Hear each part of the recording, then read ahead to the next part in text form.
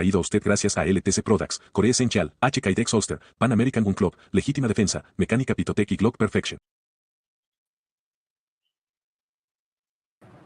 Bienvenido a PR con Dife, mi gente. Así que muchas bendiciones a todos. Gracias por estar en sintonía de tu canal. Así que vuelvo y repito, una noche más con un invitado sumamente especial. Para los que no conocen, tenemos al Sensei Scott de Modern Samurai Project. Scott, welcome to PR Gun Defense. Thank you very much. Happy to be here. Awesome, Scott. Thank you for joining us this evening. It's a special cast. Us looking forward to what we have coming on December 20th and 21st. So I guess we should start. We encourage our audience to write their questions so that we can answer them as best we can. I'll quickly translate all of this into Spanish and we'll get with it. So, bienvenidos chicos a todos. Gracias por sintonizarnos. Tenemos esta noche, ¿verdad? Al Jedi, a Scott, el hombre detrás de Modern Samurai Project, el hombre que nos trae a Puerto Rico el primer curso de instructor para instructores de Red Dot, o sea, de los sistemas de punto rojo. Así que sin más preámbulo, vamos a presentarlo. So without any more preamble, Scott, the Jedi, Jedlinski, welcome again. Thank you. I want to say one thing though. That opening to this podcast, the graphics and the animation, that is probably the best opening I've ever seen in any podcast. Thank you. That that's all Hector. It's all an Hector. He's the man behind the madness. Thanks, Sensei. Thanks. Just want to watch the next hour. Awesome. So, Scott, I know somewhat about you, and all that I know, it's through people. I've read some, but our audience wants to know, who are you? Where did you come from? Who was who did you look up to?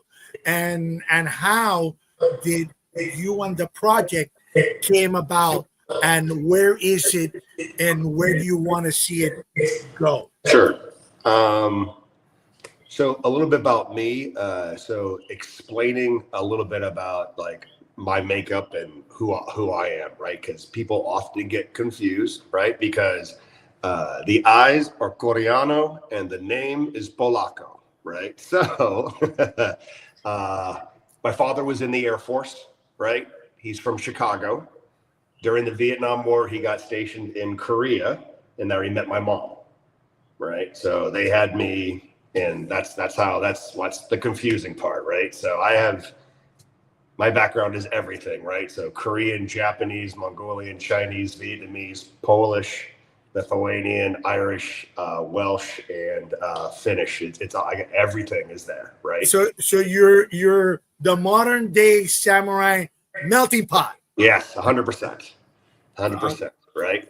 So lived all over the country, things like that. Mostly a West Coast guy, and my dad retired from the Air Force in Vegas.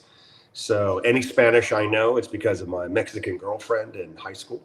And so when I'm out there, if you say bad things about me, like pinche chino or something like that, I'm going to know what you're saying. All right. So don't do that when I'm out there. So anyway.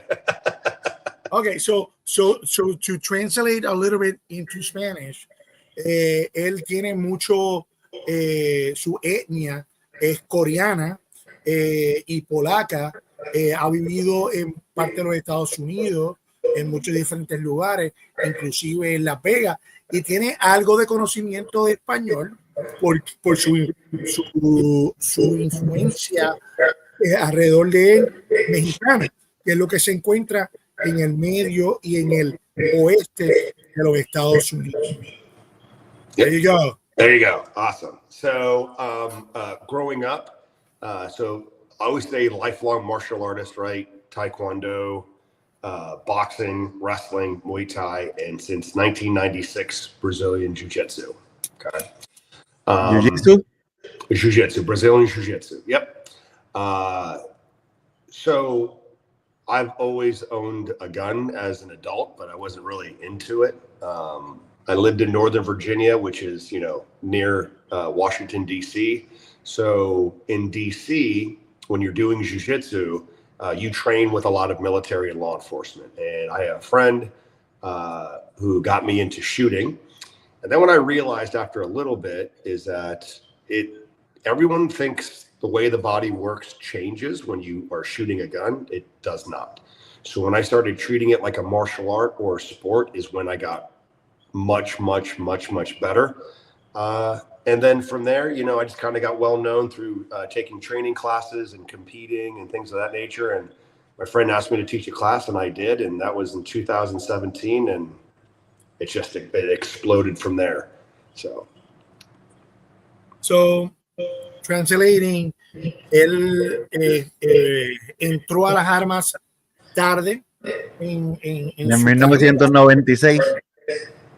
Bueno, en 1996 él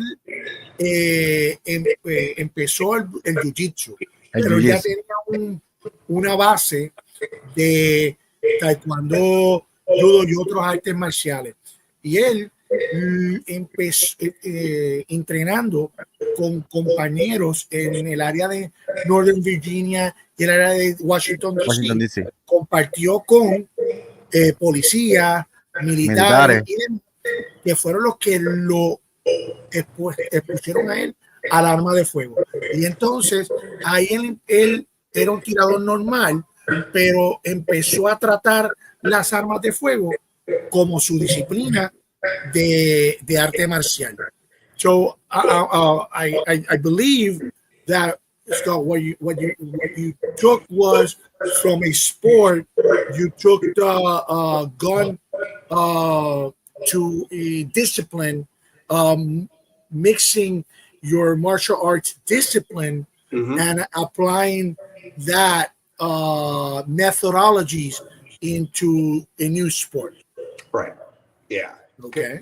So the thing that I noticed, like when people were trying to teach me, like my friend trying to teach me how to shoot, like you would box this way, but then hold the gun like, this and things you would never do if you were boxing somebody or wrestling somebody, right? So I go, how would I just do this the way I do it on the mats, right? Or in the gym and that. And then I think through that methodology, because everyone's played sports before, has done some more martial art or something like that, it resonated with people. It made sense to people a lot easier because they could always.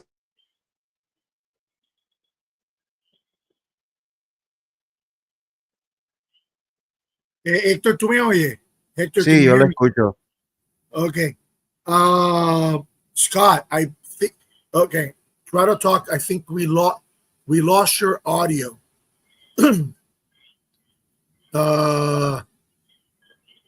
I don't know what we want to do, Hector. Okay, hold on, Scott, talk. Got me now? Got you back. Cool. We're good. Got it. Okay. So I just took what I knew from sports and the way the laws of physics and kinesiology and just applied them to the gun and knowing that there's nothing different. And the way I would translate that is through jiu-jitsu, through sports, through those things, so that people go, okay, that's what I do when I'm doing this sport. I can do the same thing when I'm shooting a pistol. Yep, cool. And then just makes that. What is your professional background before you went on to the way of the gun? Okay, I was a mortgage banker for almost 30 years. Yeah. Okay, so if we need some mortgage banking on the side, suggesting. So no, don't call me. We should call you. No, I haven't done that since 2020. I've been full time since 2020 doing this. So, and how? I mean, I know that you came about on 2017, and we're basically, going to our 8th year. Yeah. How did you make that transition from the mortgage world to the shooting world? Sure. So I started getting kind of, well, not well known, but people knew who I was by going to training classes and doing well, doing things in competition. I was the first person to earn a fast coin with a red dot pistol. So people started to know who I was. And then I had some friends over at Primary and Secondary. It's a website and Facebook group, right? Pretty well known. And I started, doing a lot of media with those guys. Anyway, the owner of Primary and Secondary, Matt Landfair, wanted me to teach. And I'm like, I really don't want to do that because you instructors, you can't agree on anything, right? And I like being a student, right? So then when Trump got elected in 2016, right, even though that was better than the alternative of Hillary, the problem is that when a president comes in that's good for business, mortgage rates go up, right? And half my business went away with refinances, so I need to supplement my money. So I said, Matt, let's go ahead and do this. Let's see if this works out. So got the range. He took all of the money and all that other stuff, and did all that stuff for me. And a 20-person class sold out in an hour, and it had a 20-person wait list. So I did another class a month after that, another one after that, and another one after that. 2017, I think I did like 10 classes. And then 2018 came around, I did 35. And then in 2019, I had a couple of key opportunities. The first one is OTOA, the Ohio Tactical Officers Association, asked me to teach there. It's the largest police conference in the country. So that gave me some notoriety. And Houston Police Department went all in on the dot. If you work for Houston PD, you can carry the dot. Everything's approved. Go after it. So that opened up from civilians on the weekend to law enforcement during the week. And that turned into 85. And I think since 2021, maybe 2020, COVID's in there and stuff like that. But on average, since 2020, I've been teaching over 100 classes a year. So that certainly racks up the miles for sure. Oh, it does. It definitely does. Yeah. And also, it can get tiring living out of a suitcase. I mean, I have been in the shooting world. Yeah. I've been in the shooting world for almost 30 years, and teaching, and all over. So I can really relate. Especially if you were just in Colombia, correct? In Colombia? No, I wasn't in Colombia. Okay, I thought that you were going to be off in Colombia, but I know that you've been traveling quite a bit. Today you are in Texas, Houston. correct? Yep, yeah, I'm in Houston. Okay, and you're based out of the East Coast now, correct? Yeah, Charlotte, North Carolina. Si puedes traducir un momentito, pone para los que nos están viendo. I'm getting asked to translate a little bit. So, en este background que no está explicando es sobre cómo él, desde el 2017, empieza este proyecto de Modern Samurai Project, esa creación de donde empezó con una clase de 20 personas, que ya tenía 20 personas en una lista de espera, a 10 clases en un año, hasta 100 clases en un año hoy en día. Y todo lo que él entiende que empezó esa bola a correr fue su relación con unas amistades y una página que creó en Facebook. Claro, un organismo táctico de Ohio, okay, que es uno de los organismos tácticos más importantes de toda la nación, y también que uno de los precursores del Red Dot en la aplicación de law enforcement, o sea, de ley y orden, fue la policía de Houston. Así que en eso es donde estamos.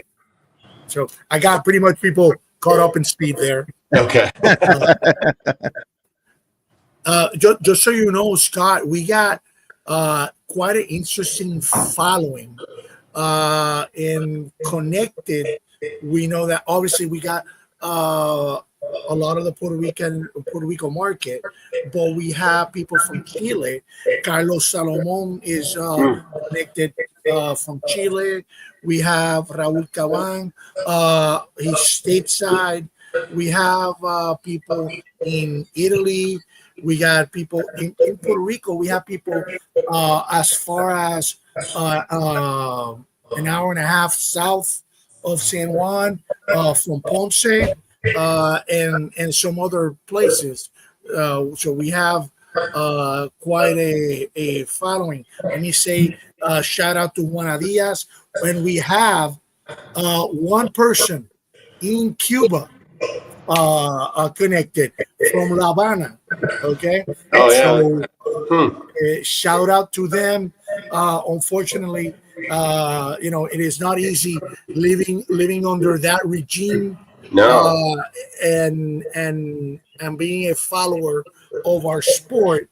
So we hope the best for the future for them, that they can cross the pond to our side, or to our side of the force. Yeah. A little Star Wars analogy there.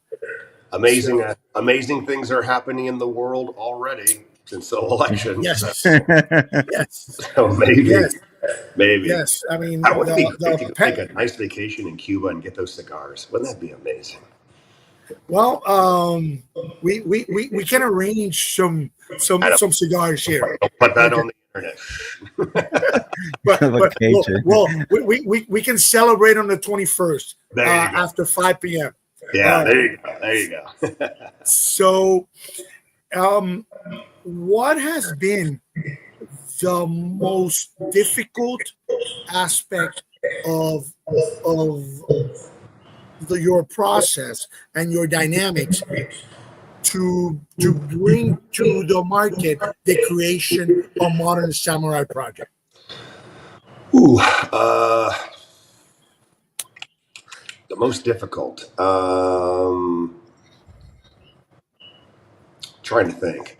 Or not necessarily the most difficult, but what has been medular? What had to be there so that it starts that domino effect toward where you want to go? Yeah, so interesting. So the thing that's made this business probably the most successful, which also leads to most of the arguing that I have to do with people on the internet and things like that, is that I tell people I'm going to make them better.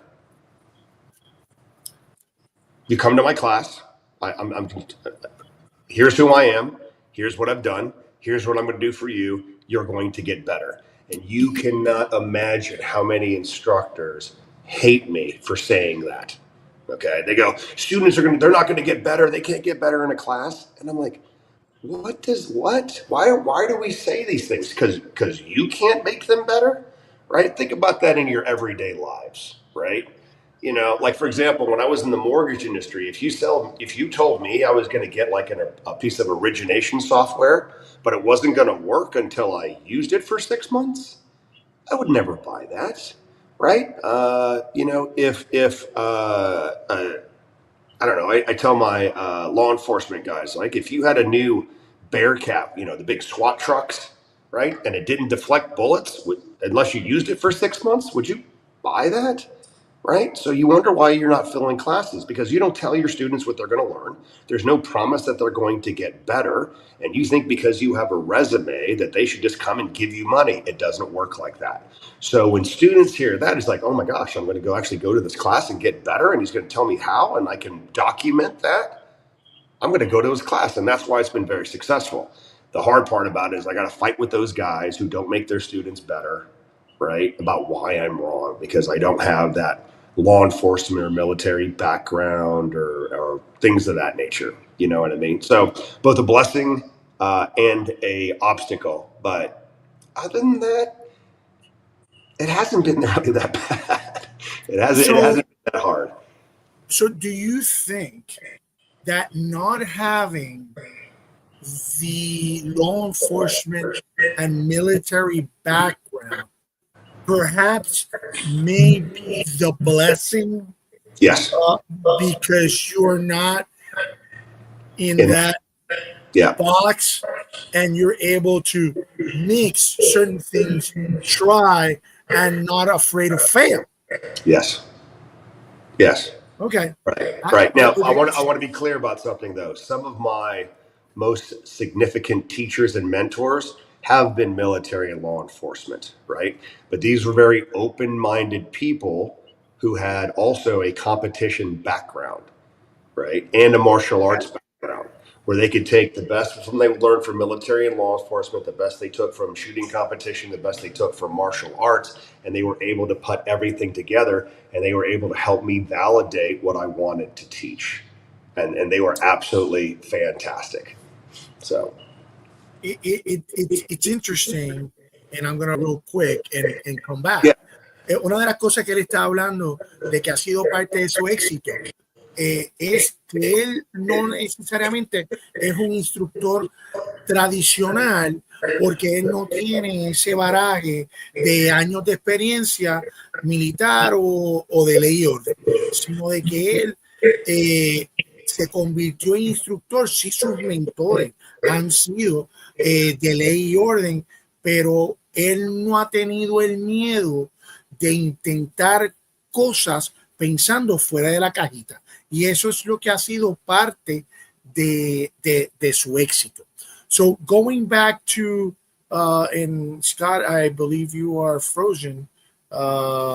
Hector, we're good? We're on? One question. Sí, yo te escucho. Okay, perfect. I think that Scott just, Scott está frisado. He's frozen there. Él va, me imagino que regresará. Scott, sí. You're frozen.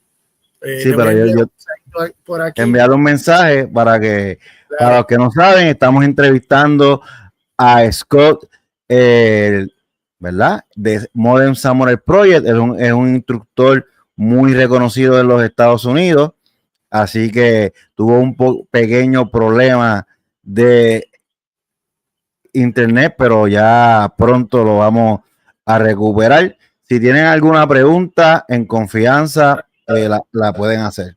There we go. All right. The internet here goes in this hotel goes in and out. Sorry about that. It's not a problem. It just makes you and people what we go through here, because we have power issues as well and internet issues, and again that's what really brings the spirit of this cast. So I was telling people that you believe that one of your lucky voodoo thing is that you're not from that law enforcement background, you are not from the military background, but you were able to evolve and learn from people that had that background. So you've been able to recognize a lot of things, the good and the bad, from many instructors. I don't know if you're frozen again, pero yo estoy ahora en lo que él se conecta para hacerle una pregunta.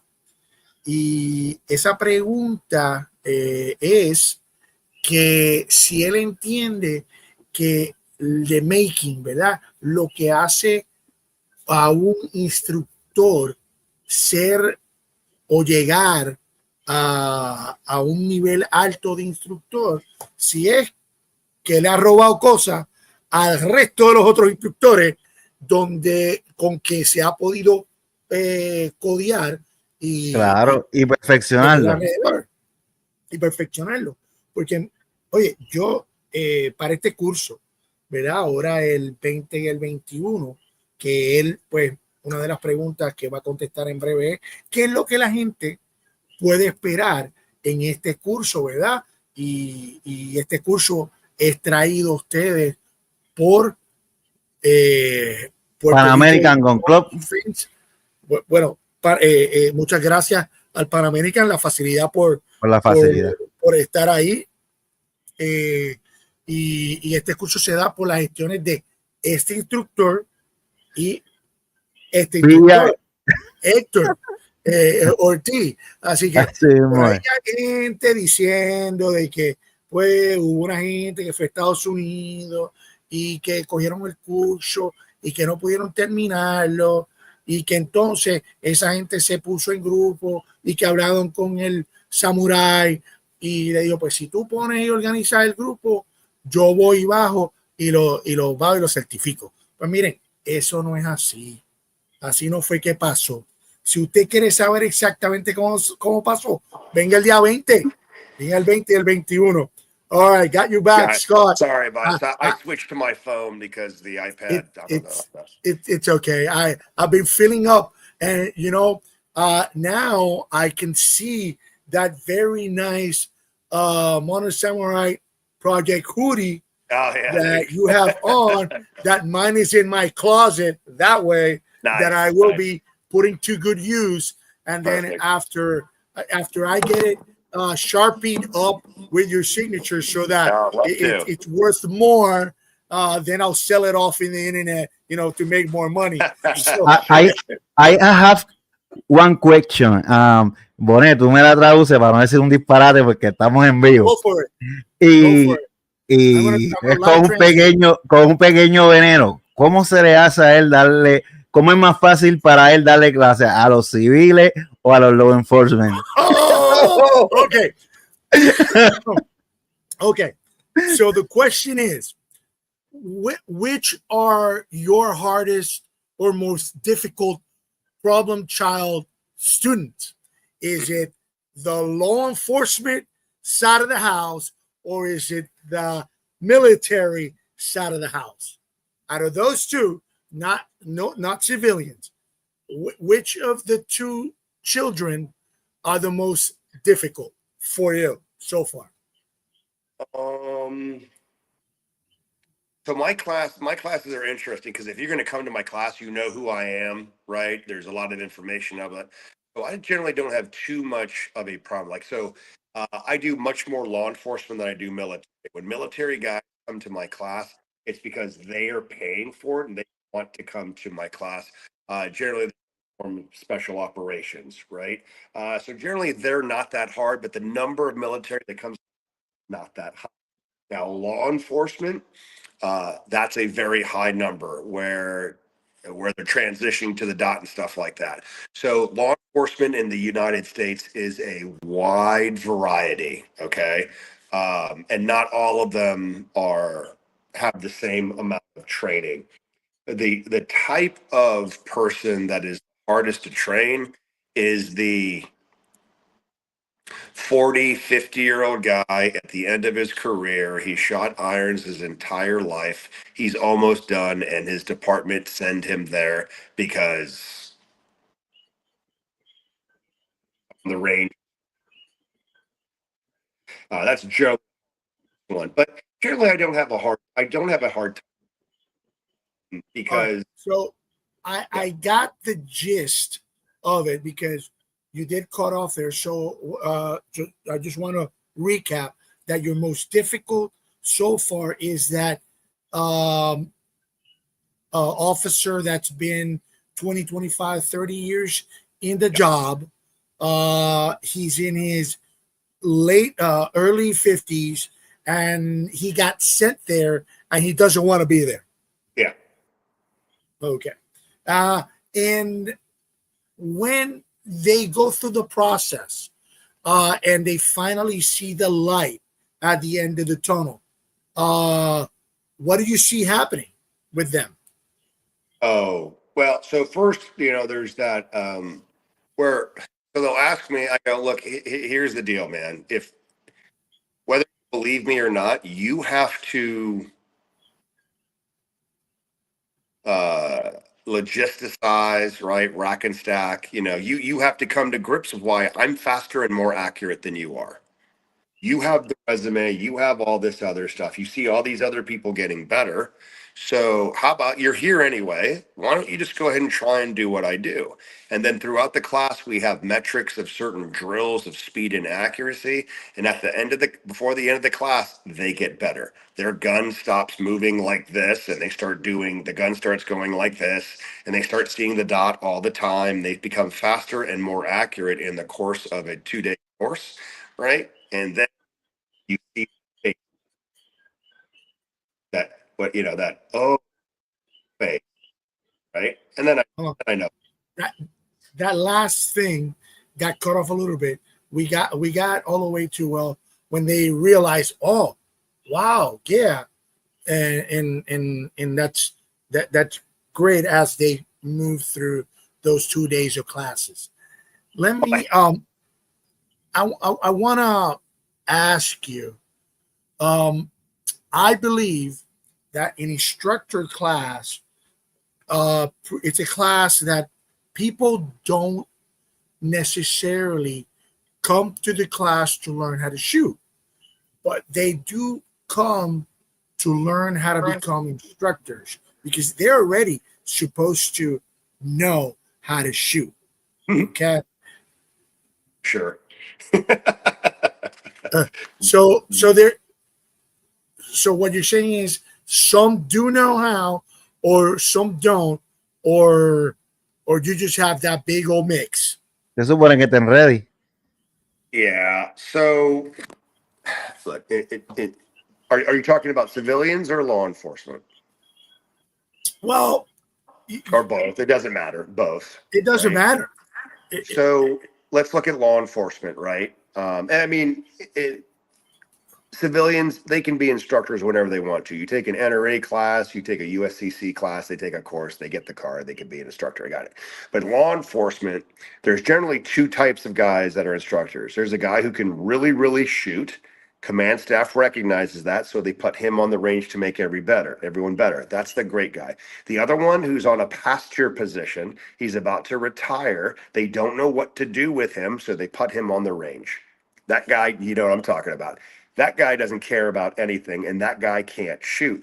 All that guy does is read the book. He doesn't care if his students get better. All he does is read the book, and as long as the student can pass the qual, which for most law enforcement is a very easy qual, right? They keep on going. They keep on going, right? So I will tell you in my instructor classes, especially my law enforcement ones, 60% know how to shoot okay. The other 40%, it's like, oh my gosh, okay. That's why my instructor classes are performance classes and instructor classes, because I got to make sure you have a baseline before I teach you how to instruct in my method. If that makes sense. Can you validate the and I don't see you, but I hope you're there. Oh, I'm here. I'm switching to Wi-Fi and see if this works. That's fine. Okay. So, pero muy importante lo que él dice, que es tener esa base antes de coger un curso de él. Claro. Scott, do you believe that a good instructor is a good thief of seeing other instructors and making and as a sponge and bringing it and make it happen in his world, bringing something from. So I'll tell you a saying that I learned from Ernest Langdon. Can you guys see me? Because my thing's kind of messed up. Yes. You guys can see me. We can see you very well. Okay. So Ernest Langdon told me one time that the best teachers are the best thieves. To maintain honor, always give credit where credit is. That is so true. Because you don't give credit for a thief, right? You are despicable. If you give, then you are becoming a informational source for students to go with other people to train. And when you become a source, they come to you for information first, and it becomes marketing for someone that has helped you, right? Can I bring up one? Here's something you didn't ask me. because I do civilian instructor class too, right? Okay, you slow it. You gotta slow it down because your connection it's like us here through hurricane right now. So we got as far as what well, one thing that I haven't asked yet. Maybe it was because I haven't had the opportunity, but go for it. Right. You didn't ask me who was better in classes, military, law, or civilian. Okay, so yes, I did not ask who was better in law enforcement or military. Okay, or what? I didn't make that last part. Civilians. Oh, civilians. Okay, Civilian. So who are better? By far, not close. The civilian instructor classes are always better shooters than the other two.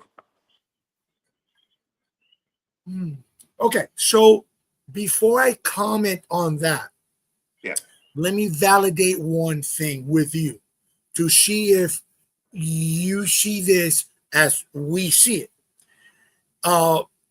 It came to me as data years ago that law enforcement in mainstream Americana misses 75% of its shots in live intended shootings. So do you believe that law enforcement pretty much misses 3 out of 4 shots on average? So I think that data is you broke up there, Scott. I apologize. Go ahead again. I know it's frustrating. I don't want misses 75% of the shots because there's a whole bunch of different. Do I think it needs to be a lot better? Yes. Okay. But so civilians are usually better than enforcement is because civilians want to train. They want to get better. Most law enforcement, they think the training that their department gives them is all they need. And that is not. Okay. So the search of civilians to get better, it's really a driving force all over, not necessarily in the law enforcement market, but also in the military market, because if civilians are better than the responding parties of law enforcement, then things can get really iffy and nasty. All right. This is going to be your second time in Puerto Rico. Yeah. So for the first time we're working, okay, but it's your second visit. So from the first visit, give me your highlights. So where were we? We stayed at the Hilton. It was fantastic. I don't know. It was such a whirlwind. The cigar house in San Juan was San Juan, yes. Cigar house. Fantastic. The coffee was great. The rum. I'm a tequila or bourbon guy. But de los tuyos, whatever. Oh my gosh. Phenomenal. I got myself a Cuban hat, or not a Cuban hat, but a Puerto Rican hat and everything. It was amazing. The food, phenomenal. The weather, of course, was phenomenal. The pina coladas, no place better. No place better than the pina. Yeah, we are foodies for sure here in Puerto Rico. When you were here, yes, El Morro and San Cristobal. Yes, that was awesome. That was awesome. Yeah. 524 years of history for sure. All right. So hay un permiso, excuse me, da un pequeño recap en Spanish por lo que nos están viendo si pueden. Okay. Él se quedó en el Hilton. Was it the Caribbean Hilton or was it the Condado Plaza? Okay. All right. Yeah. And you spent your time in Ocean One. Did you go out to El Yunque, to the rainforest? Were you able to get out there? The only other thing that we did when we were there is we took a boat out to the one that you can see from the stuff. They're like railroad out there, like that. The beaches. Okay. That's out in Aguadilla. Yes. Yeah. Okay. I have to make out some of the stuff because that internet, it's really iffy. But let's now that we're coming on to our later part of our cast, I want to ask you about what should people expect on the 2-day class that we're going to have on the 20th and on the 21st.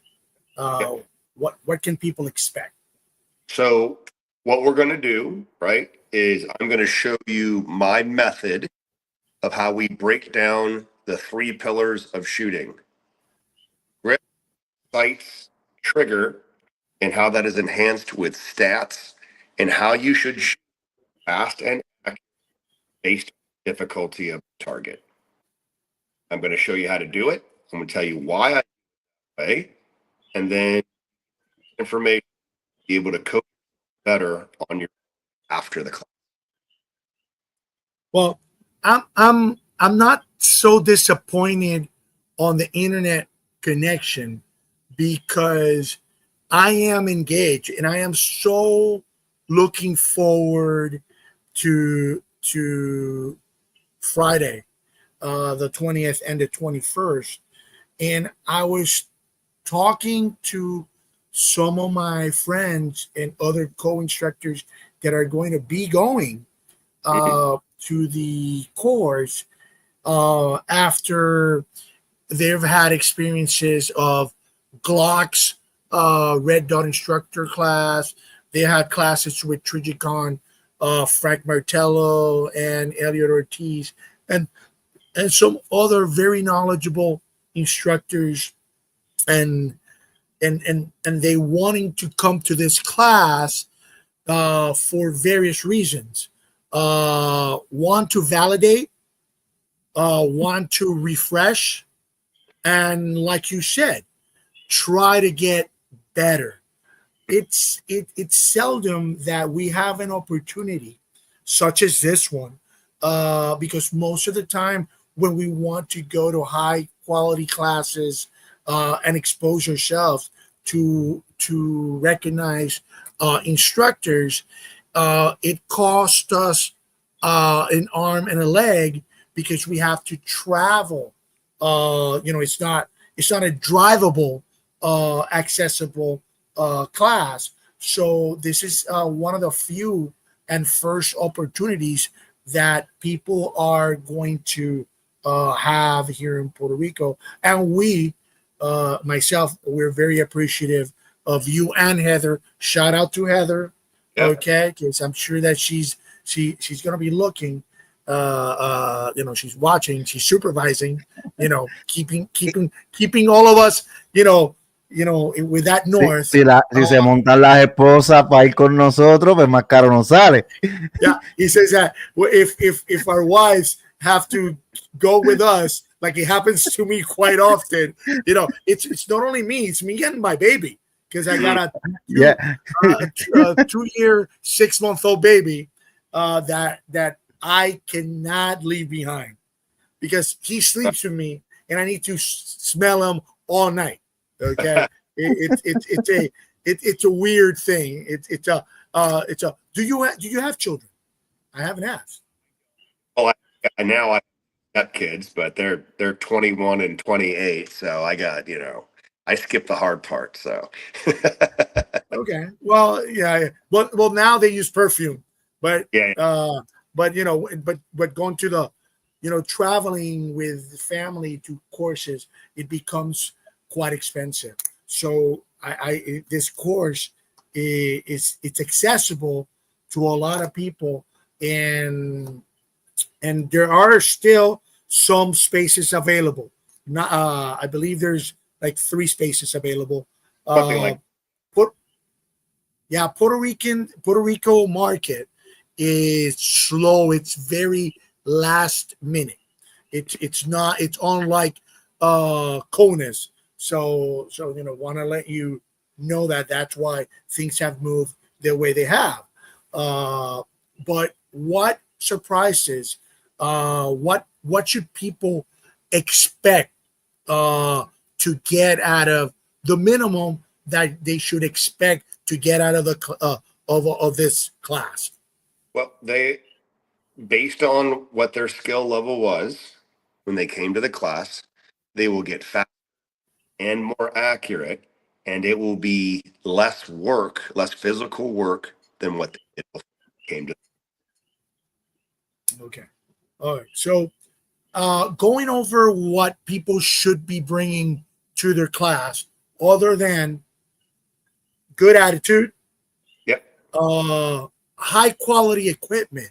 I mean, don't be coming with no Sherpas allowed, no CQC or Blackhawk, nothing that it's index finger to release for Yep. safety purposes. Correct. Uh, what should they be bringing? Any hints that will make them have a better experience? I don't think so. Just good quality equipment, right? If they're law enforcement, just bring their duty gear. Help them to get better with their duty gear. Civilians come to the class, however they carry, or if they compete, bring your competition. It doesn't matter. Just make sure you don't have any not safe, old leather holsters, Serpas, weird stuff like that, and carry at least 4 mags, right? So maybe 1 in a mag pouch and 3 in your pocket. So you have, those that many on you, and about 800 to 1,000 rounds. That's very easy, very easy. Okay, you're gonna have a question that's gonna come up in the class, and this is a question that us as instructors we get it all the time. We don't necessarily have all the accessibility of all firearms that you normally have in your local market stateside.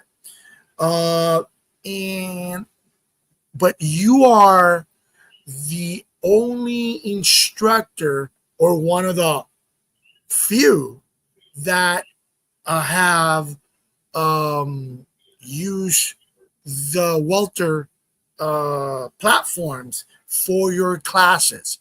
What have you found with Walther that you haven't seen with other manufacturers? I mean, the predominant manufacturer here is Glock. Yep. And I know that Hector wants to barf because he's a Beretta guy. Okay. One of the few Beretta guys they're still around. Him and JJ Ragazza, right? But I'm a Glock guy. And there are, that other German company, SIG, that got slapped with $11 million that they have to pay out, right? So what have you seen with Walther and their platforms bringing to the modern gun, and why is it the hardware of the modern samurai? Okay, so as far as the gun itself, it is the best trigger on a striker fired gun. Nobody's best trigger there is. It is one of the most affordable guns for what you get, right? As far as capacity, as far as all of the serrations, as far as stippling. I mean, you could, once you throw a dot on a PDP, you're done. You're done. You don't have to add anything extra, right? Why do I shoot them? I've shot for other companies before. When I talk to Walther, look, if I'm team, I'm going to with the guns, right? And a lot of people, well, but I helped design the PD. The fact that it doesn't have a big beaver tail, the fact that ugly gun, EPQ was a very ugly gun, I had some input on that, and that's all I care about, right? The other thing about Walther is that they do what they say they're going to do. When I call them, they pick up the phone. And very important. They pick up the phone. Yeah. What I mean, they listen to us for our feedback. I just came back from Germany 2 months ago, where we saw all the stuff they're working. Probably be 2026. That's going to be a game changer. It's going to change everything, and it's going to be amazing. Okay, all right. Wait, you're going too fast. That okay? Go. You say that again. Yeah, I said, The and last no, thing? coming out in 2026. So. Okay. All right. So we got something's coming for 2026. All right, we got that. So we I already found out you're going to SHOT Show. Okay. Yep. I will be at SHOT Show too as well. January. Yes, that third week of January. So I'm not gonna say when I'm gonna leave my house so that nobody comes by my house while I'm not here. Okay. but then they'll have to deal with my big old dog. There you go. And the other occupants of the house that know how to keep the fort while the man is away. So you're gonna be in this trip how many days in Puerto Rico? So we get 4 o'clock, 2 days of class, right? Okay. And I didn't make it out. Okay. So let's say we're holding on. Okay. We got 4 days. Okay. Before, how many days before the class you're making it in? Well, we're flying in. Right. And then 1 day, actually 5. So 1 before, during, all right. Okay, class, and 2 after. 1 day just to relax. Yeah. And 1 day is never enough here in Puerto Rico. Okay. All right. Well, what is your expectation? What's your expectation on this class? What are you hoping to get out of this trip in Puerto Rico? And how do you see Modern Samurai projects in the future, including Puerto Rico? Yeah. Puerto Rico, beautiful. Last time I was. Dude, did you hear that? Yeah. Nope. No. Okay. I want Puerto Rico to be beautiful like it always is. Okay, like that. Food and the cigars, the drink. Okay. All I ask is if the students, I'll make them. That's all. All right. I'm going to add that you're a tequila drinker. But are you a moonshine distilled kind of drinker too, or no? If it tastes good. Okay. All right. Tienen que probar el pitorro. Tienen que probar. A little shout out to any of those that are going to come to the class. Bring him some pitorro. Okay. You already know that he's a cigar lover. So, bring some of those Cohibas, some of those Romeo y Julieta, some Partagas, bring in something to smoke. He doesn't, you're not an apple guy, right? No apples, cigars, yes. Yes. All right, good. Well, Scott, I won't keep you any longer. anything else that you would like to say to our audience? I will cross our fingers it'll come through. Yeah, just come with an open mind, willing to learn, and will make you better. That's what I like. I know that we have some surprises for that class. We'll have some special visitors that are lined up.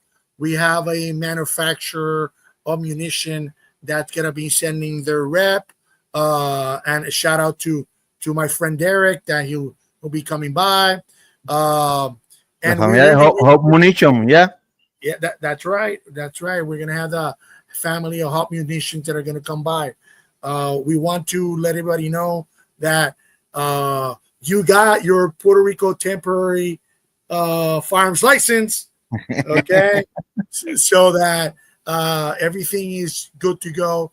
It's been a pleasure for this almost a year to be planning this out with you and Heather. Let me say that. I want to let you know that Alvaro de Orleans, one of my very good friends from North Carolina, Al, was really the person that steered me towards you. Shout out to some other guys that have gone through your class, like Rolando Pagan, Luis Arias, Tato Arizondo, etc. There's some real good people that have gone through your course before, and all we know is high praises of your work, and we just can't. I'm counting the days so we could just get it on, just get it on. Absolutely. All right. Well, Hector, let's quickly go through. Let's see if we got any other questions here from the group. Anything you would like to share while I look through? For chat is RN Tactical, léela, ahí tiene un comentario. Okay. We got from Pennsylvania. Yeah. Ricky Nieves.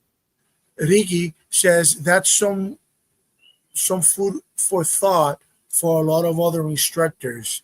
That was about 8:30. That's when we were talking about how we pretty much expose ourselves to other instructors, and we grasp the best of those instructors, but also you find the instructor cadres that are from the military side of the house or from the law enforcement side of the house, and they close themselves out thinking that their department taught them all they knew, and they just limit themselves.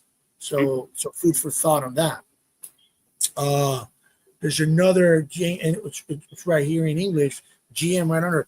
Watch Scott and Luis Bonet and Pierre Bonero desde Kissimmee, Florida. Okay, so we have a comment to us from Orlando, Florida, Kissimmee. We call that municipality number 79 of Puerto Rico because there's over 1 million Puerto Ricans in Central Florida. Okay, yeah. He's a veteran and he likes how we teach and apparently also how you teach. So he may have gone to one of your courses or it's signed up to one of them. That's great. And he also agrees with your thoughts over the differences between military, law enforcement, and civilian, and that civilians do bring it on because it costs them a lot of money. Okay. Felipe Perez is around. Pito Tech and okay. And he also says, when are you coming to Florida? Do you know? Yeah, off the top of your head, when is your next Florida date? Yeah, Florida. I've got 4 classes. 4 classes. 3. One in Leesburg. Okay. One in which is Miami, and then one in Ruston, I think. Which camp. I'm actually as we are. Yeah, I'm looking them here, Florida. So you got the. Oh, I can't tell. I have to open it up. Okay, Ruskin, Leesburg, and last but not least, Homestead. And those classes on February. Three of them are in February and one's in April. So for our people in Florida, if you want to go to a class and you can't make it down to Puerto Rico, visit your old family and eat your heart out, you got classes starting Homestead. So you're going to start from Homestead up 18th through the 19th, Homestead, Florida, 21st, 23rd of February, Leesburg. Ruskin is on the 25th and 26th, and then you're going down back to Florida on April to Broward County. Awesome. So yeah, you're busy. How many classes you will be? I mean, you're finishing up in Puerto Rico. That's your last 2024, correct? Okay, and so Puerto Rico will be class number what for the year? 102. 102. All right. Awesome. So closing out the year, what's your Christmas wish? Have you been a good boy? Pretty much so. We're going to Mexico to Playa del Carmen for vacation. Playa del Carmen. You tequila tours? You have tours. Scott, you have class all week to all year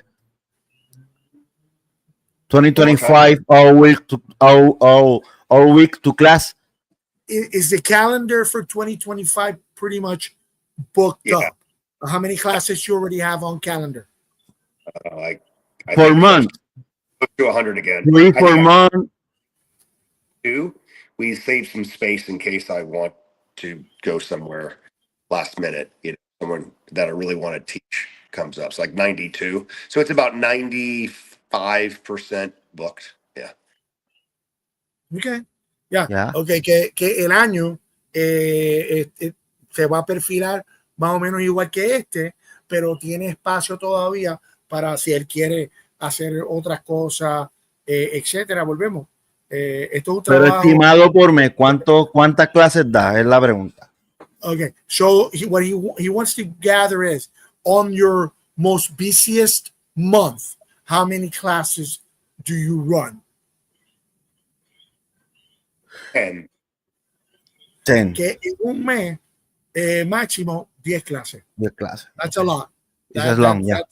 That's quite demanding because minimum class is 20. That's 20, and you have some 3-day classes as well in that. So yeah, it doesn't give you much breathing room for sure. All right. Well, anything, Scott, that you would like the world to know? No, just very, very excited to come back to Puerto Rico. Very excited to shoot and meet everybody and make everybody better. All right. Well, Scott, it has been a pleasure to have had you tonight. Again, I want to apologize for the connection that there are things that we don't control, but we needed to do this, and we did not. We wanted to do it last week, but because of schedule conflicts, we weren't able to do it. But certainly, I think that the Puerto Rico market is going to have a banquet with this course. We look so forward to it. We again thank you, and I look forward to thanking you in person. And maybe, who knows, I haven't practiced that much, but I always shoot for being a black belt. There you go. All right. All right. So, oh, and by the way, what I didn't ask, and I mean, I know I could have looked it up, but you are how old? 54. 54. So I'm 53. So kudos to us guys in the 50s that we're still rocking it. All right. Well, again, what, Hector? A pleasure and honor. Welcome to Puerto Rico. Welcome to PR Gun Defense. PR Gun Defense. It's a pleasure and honor. Scott in PR Gun Defense. Awesome. The honor is mine. Awesome. All right, Scott, again, thank you so very much for taking the time. We will let you. I know it's you know, you need to get to eat and rest up. You got a full day tomorrow. Again, thank you so very much. We'll see you when you land. Okay. Thanks. Appreciate you. All right. Okay. Thank you for everybody that tuned. Gracias a todo el mundo por haber estado conectado al programa de hoy. Sabemos de que el programa lo van a seguir viendo, ¿verdad? Hoy es diciembre 10, un cumpleaños para mi mamá, diciembre 12, en 2 días, para que si ella ve el programa, muchas bendiciones. Que le envié muchas felicidades tuyo a ella. Así que, de nuevo, nos vemos el 20 y el 21 en el Pan American Gun Club, 7:30 de la mañana. No esté tarde, ¿ok? Y venga con todo. ¿Estamos? Así que Dios me los bendiga, muchas bendiciones y nos vemos en el próximo.